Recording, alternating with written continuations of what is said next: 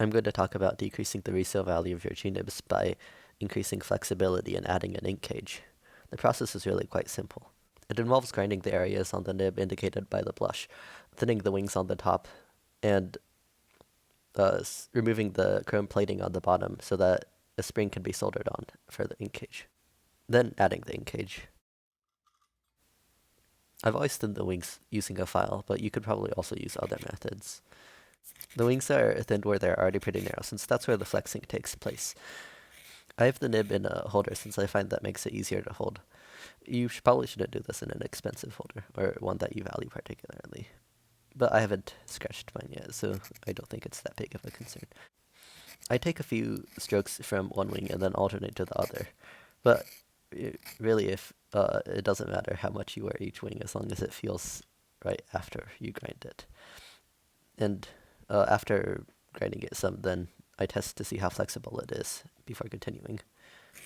As the metal gets thinner, the tines tend to fold up onto each other, and it can help to have the tine that you're filing on top so that it doesn't get pushed around as much when it's filed.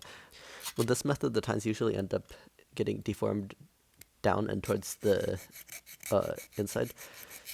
This can be fixed with some flexing in the other direction, and it's probably not that good for the nib. But since these are only going to last maybe a month of use anyways, and they're already defiled enough as it is, I don't really mind. If that is a concern, though, I guess you could put something under the nib to support it while it's being filed, or use a grinding method that's less violent. You do want to thin the narrow part somewhat evenly, since that'll keep the bending distributed along the section.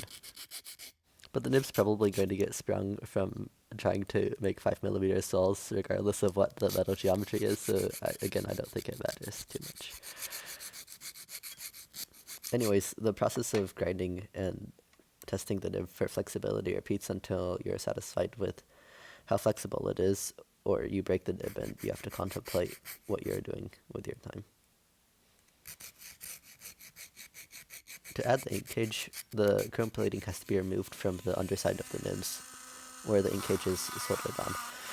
I'm grinding the same area as the embossed G, but depending on where the flange is on your oblique holder, this might be too much. The ink cage requires a suitable piece of material to be used for the ink holding. I found that some pen springs work pretty well, but not all pen springs are made out of a solderable material. One could glue the ink cage into the nib, but that's not as cool. Here, the ink cage is cut to length, which is long enough to cover the whole of the nib and overlap with the section that was ground earlier. And it can extend a bit further in either direction, but if it extends too far forwards, then it might scratch on the paper, and if it extends too far backwards, then it'll impede the nib when it gets shoved into the holder. The solder probably doesn't really matter as long as it wets to both the nib and the spring, and doesn't require such a high temperature that it changes the properties of the steel, which is probably around 250 to 300 C, conservatively.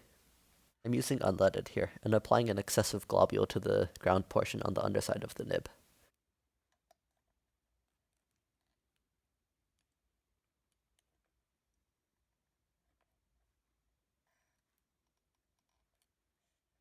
Now a small amount of solder is applied to the part of the spring where it will be attached to the nib later, and the two are soldered together.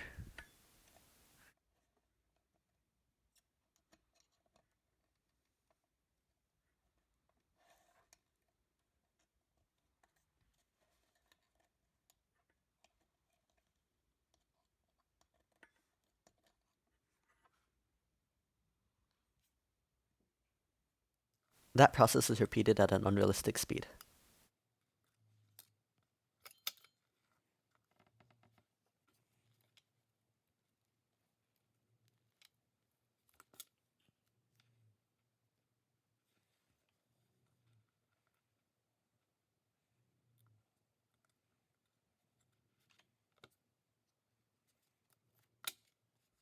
Now the nib is shown writing. Notice how little ink the nib releases before it runs dry. Turning the nib over, you can see that the problem is that the ink cage doesn't cover the breather hole. There's still ink in the ink cage, but it can't reach the paper because the path is broken.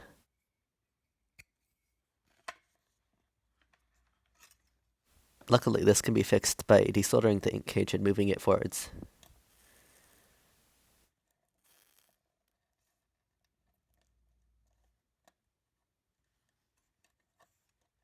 Freedom!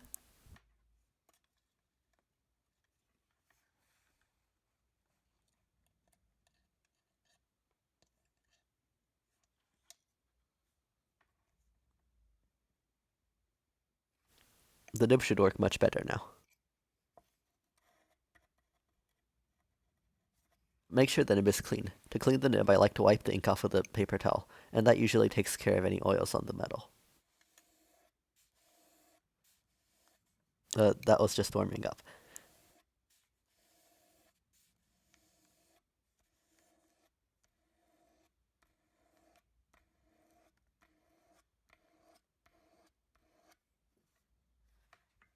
If the solder glob is preventing the nib from sitting as far back in the holder as you would like it, because too much of the plating was removed and too much solder was applied, then the solder can be relocated to make room for the flange.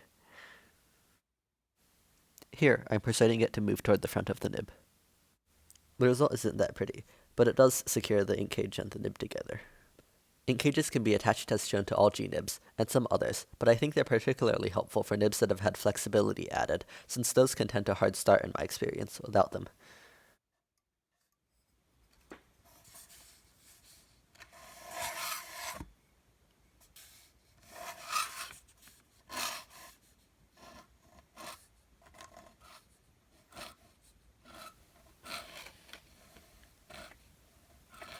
Nice ascender.